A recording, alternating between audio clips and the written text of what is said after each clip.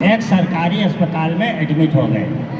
हम एक सरकारी अस्पताल में एडमिट हो गए, जनरल वार्ड के बेड में फिट हो गए। सरकारी अस्पताल के जनरल वार्ड में फिट हो गए। हमने बेड नंबर 3 वाले से जिज्ञासा जताई, सबसे एडमिट हो भाई।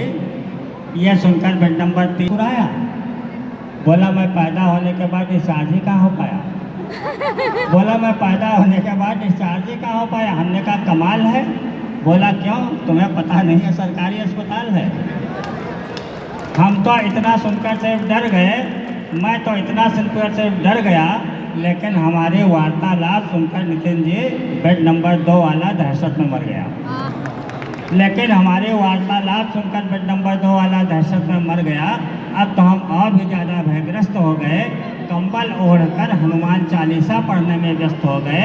अब दृश्य देखिएगा, कंबल ओढ़कर हनुमान चालीसा पढ़ने में व्यस्त हो गए। इतने में अस्पताल का वार्ड बॉय आया, मुझे एक स्ट्रेचर पर लिटाया। मैंने कहा मित्र हमें कहाँ ले जाना है। बोला चुप रहो, तुम्हारा पोस्टमार्टम करवाना है। बोला चुप रहो, तुम्हारा पोस्टमार्टम करवाना है। मैंने उछल कर जिंदा होने का सबूत पेश किया। इस पर वार्ड बॉय ने मेरी तरफ फेस किया।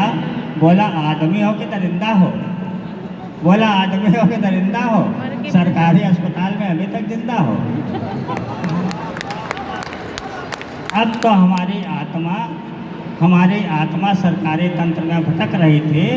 इतने में हमने देखा बेड नंबर 5 के कंबल से एक छोटी सी पूंछ लटक रही थी। इतने में हमने देखा बेड नंबर 5 के कंबल से छोटी सी पूंछ लटक रही थी। हम जिज्ञासा का एवरेस्ट चढ़ गए, अपने बेड से उतरकर बेड नंबर 5 तक बढ़ गए। हमने बेड नंबर 5 का कंबल धीमे से हटाया।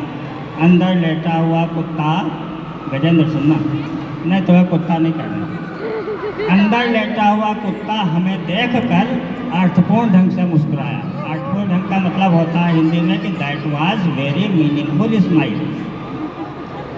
हमें देखकर अर्थपूर्ण ढंग से मुस्कुराया।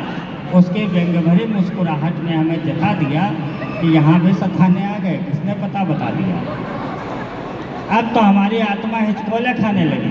अब दिमाग में रखेगा कि मैं बेड नंबर 5 के कंबल के अंदर झांक रहा हूँ और मुझे ये नहीं पता कि वार्ड में मेरे पीछे क्या हो रहा है।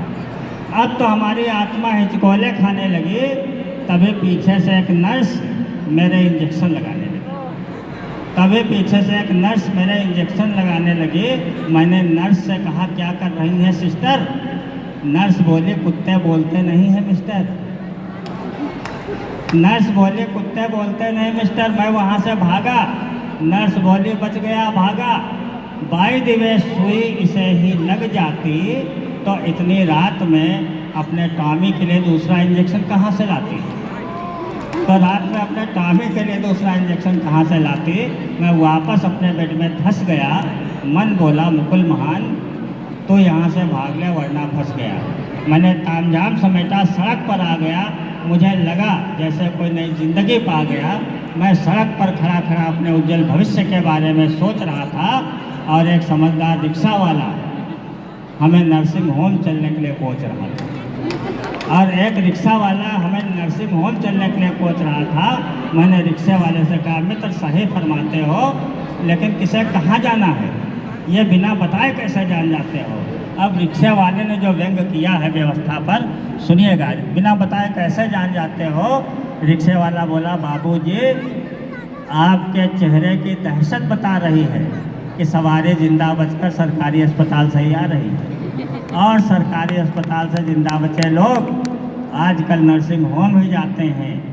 ज़िंदगी जीने के लिए बड़े बड़े लोग नर्सिंग होम में ही इलाज कराते हैं। लेकिन मैं फिर भी कहता हूँ, मैं सरकार का अंग हूँ। मैं कहता हूँ कि सरकार बहुत प्रयास कर रही है। आप सबका भी प्रयास चाहिए, सबका